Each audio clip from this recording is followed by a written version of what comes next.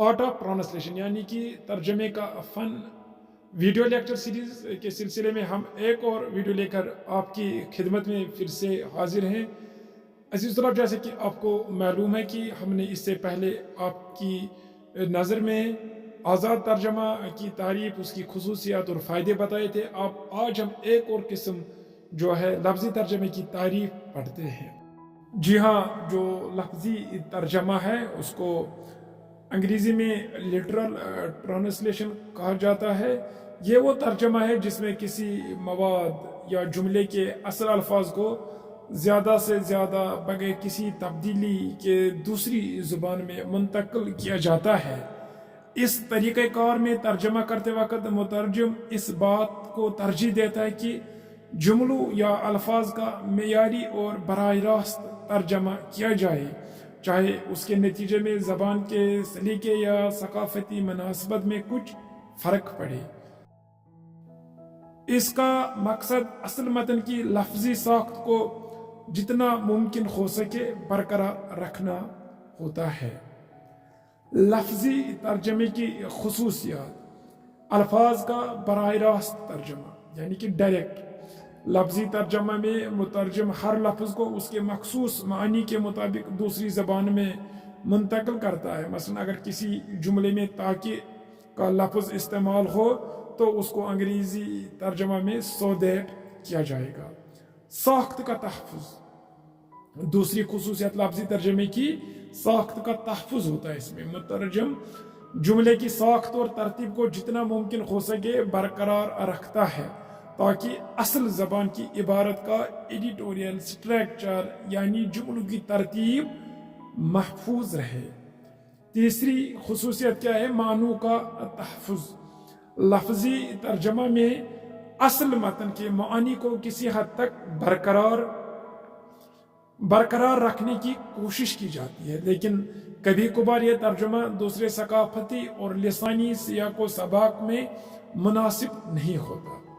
لفظی ترجمے کے فوائد: سادہ اور واضح ترجمہ: لفظی ترجمہ سادہ ہوتا ہے اور بعض اوقات اس طریقہ کار کے ذریعے بنیادی معلومات یا پیغامات کو درست طور پر منتقل کیا جا سکتا ہے۔ دوسرا فائدہ کیا ہے؟ اصل متن کی وفاداری۔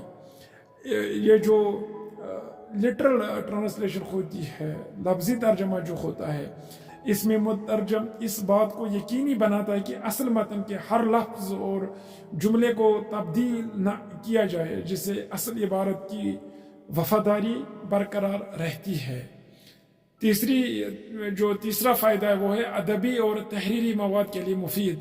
بعض اوقات ادبی یا تحریری مواد میں لفظی ترجمہ مناسب ہوتا ہے جب مترجم کو اس بات کی ضرورت ہو کہ اصل عبارت کا ہر لفظ دوسری زبان میں ویسا ہی ہو۔ لفظی ترجمے کے کچھ نقصانات بھی ہے۔ پہلا نقصان کیا ہے؟ ثقافتی سیاق کا فقدان۔ لفظی ترجمے میں زبان کے ثقافتی سیاق کو نظر انداز کیا جا سکتا ہے، جس کی وجہ سے مواد کا مفہوم یا تاثیر ختم ہو سکتی ہے۔ ایک زبان کے محاورے یا جملے دوسری زبان میں اس طرح کام نہیں کرتے ہیں۔ مثال کے طور پر ہم انگریزی میں کہتے ہیں کہ it is raining cats and dogs۔ اگر ہم اس کا لفظی ترجمہ کریں گے تو یہ بلیوں اور کتوں کی بارش ہو رہی ہے، ایسا ہوگا۔ لیکن اس کا اصلی معنی کیا ہے؟ بہت تیز بارش ہو رہی ہے۔ آپ نے دیکھا کہ کتنی فرق ہو سکتی ہے اگر ہم لفظی ترجمہ کا یہ ایک نقصان ہے۔